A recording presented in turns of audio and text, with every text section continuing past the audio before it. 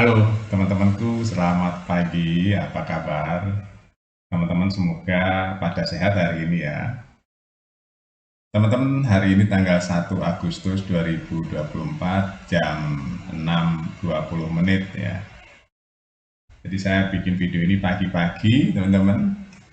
Saya akan membahas masalah jadwal Timnas Indonesia U17 ketemu Australia kapan sih? Ya.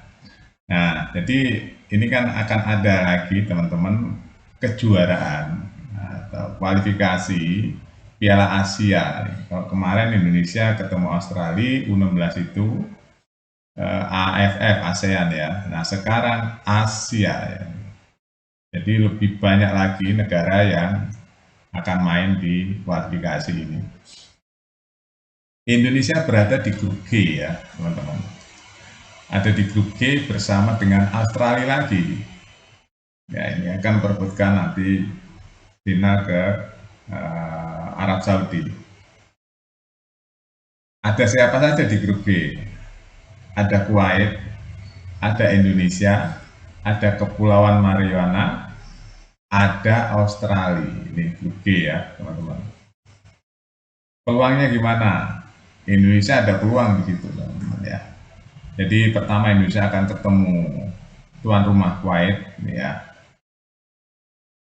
Terus Indonesia akan ketemu Kepulauan Mariana, dan Indonesia terakhir akan ketemu Australia. Ini misi balas dendam. Jadi saya juluki ini misi balas dendam karena itu Erick Thohir itu kesal sekali timnas Indonesia U16 kalah dari Australia di semifinal karena Indonesia kena kartu merah saat itu. Dengan permainannya nggak kalah-kalah banget dengan Australia. Nah, dengan main 10 pemain, Indonesia akhirnya kalah sampai babak terakhir. Akhirnya Indonesia melanjutkan ke perebutan juara 3 dan menjadi juara 3 mengalahkan Vietnam 5-0. Ya, itu ceritanya teman-teman. Nah, makanya sekarang saya juluki nanti di tanggal 27 Oktober ini adalah misi balas dendam ya. Anak-anak Indonesia harus semangat. U17 yang main ya U16 kemarin ya teman-teman, anak-anaknya. Nah, nggak tahu nanti apakah ada perubahan pemain ya, itu Coach Nova ya yang mengerti. Tapi yang pasti kebanyakan pemain yang U17 nanti adalah pemain U16 kemarin di AFF. Karena memang bentuknya sudah terbentuk di situ oleh Coach Nova. Bagaimana peluangnya melawan Australia? Ini ada peluang ya teman-teman. Kalau lihat pertandingan di AFF kemarin, saya yakin sudah dipelajari oleh Coach Nova. Kelemahan Australia sudah dipelajari. Jadi, kelemahan Indonesia sudah dipelajari. Mana yang harus dibenahi? Ya, ini penting ya. Tapi kalau lihat gaya bermainnya U16 kemarin, saya yakin Indonesia bisa balas dendam. Itu skillnya nggak kalah, ya, skillnya nggak kalah. Fisiknya pun walaupun kalah dikit, fisik ya, memang dasarnya fisik Australia lebih tinggi. Tapi Indonesia U16 yang hari ini juga tinggi-tinggi, nggak kalah. Nah, saya optimis ya, bahwa Indonesia akan lolos ke putaran berikutnya di Piala Asia U17 2025. Saya yakin Indonesia akan lolos. Di situ akan ada Mariana. Mariana saya rasa bisa lah kita ya, mengatasi Mariana. Terus ada Kuwait. Kuwait udah jelas ya. Kita udah tahu kualitas Kuwait, kita nggak kalah-kalah banget. Apalagi U16 ini permainnya terus, anak-anak U16 itu berprogresnya kelihatan sekali. Nah, nanti pada waktunya saya yakin udah fisiknya itu udah beda. Kan sekarang sudah dibentuk fisiknya ya. Nah, kalau skillfulnya seperti kemarin dan ditingkatkan lagi koordinasinya, karena kemarin sebenarnya cakep banget itu teman-teman. Pola bermainnya cakep. misi bermainnya cakep. Ya. Saya ngelihat, bahkan saya membandingkan U19 dengan U16. Atau saya membandingkan U16 dulu yang juara dibanding U16 sekarang yang juara 3. Lengkap yang juara 3 kali ini misi bermainnya. Ya walaupun nggak juara 1, tapi misi bermainnya jelas. Nah, di Oktober ini mudah-mudahan Indonesia bisa menjadi pemimpinnya ya di grup G dengan mengalahkan Australia. Targetnya itu teman-teman. Jadi nanti akan ada yang lolos 10 negara dan 5 runner-up terbaik. Ya, yang akan lolos tuh teman-teman nanti ya.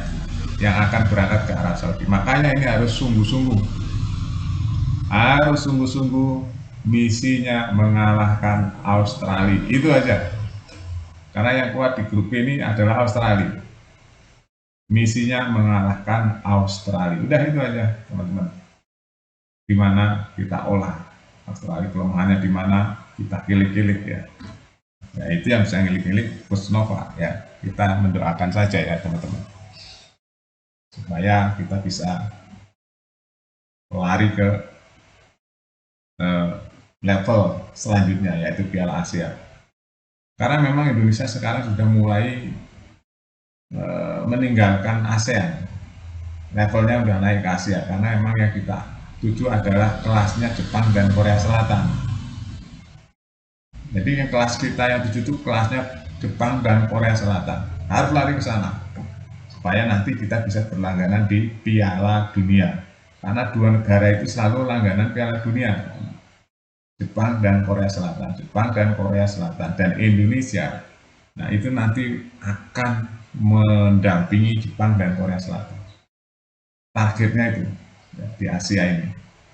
Ya, kita udah lewatin Vietnam nih, udah lewatin Vietnam. Nah di tangan Sintayong, saya yakin ya di tangan Erick Thohir dan di tangan Sintayong, Indonesia bisa mengejar dan memepet Jepang dan Korea. Asalkan pembibitan pelatihan itu benar-benar presisi ya, diukur benar, kualitas individunya diukur benar. Begitu digabungkan menjadi timnas Indonesia, dia akan menjadi pasukan yang kuat seperti Jepang. Kenapa Jepang kuat kali ini? Salah satunya yaitu per individunya dihitungkan benar. Makanya memilih pemain-pemain Jepang nggak sulit karena banyak kaderisasi di Jepang. Bahkan saya dengar saking banyaknya pusing milihnya, bagus-bagus semua. Itu pengkaderannya bagus. Makanya Jepang selalu stabil kan, masuk Piala Dunia, masuk Piala Dunia. Bahkan di Olimpiade pun Jepang unggul. Kabar terbaru ya, Jepang sama Cina tuh pepet-pepetan medalinya. Nanti saya upload lagi ya teman-teman tentang klasemen Olimpiade. Jadi Jepang dan Cina bersaing. Korea Selatan juga masuk 10 besar. Itu memang negara-negara yang sekarang bolanya berlangganan di Piala Dunia. Nah Indonesia akan nyelip di antara Jepang dan Korea Selatan. Terbukti Indonesia sudah bisa mengalahkan Korea Selatan di U23. Oke, itu aja teman-teman ya. Kita update terus beritanya di Buat Makan TV. Sampai jumpa.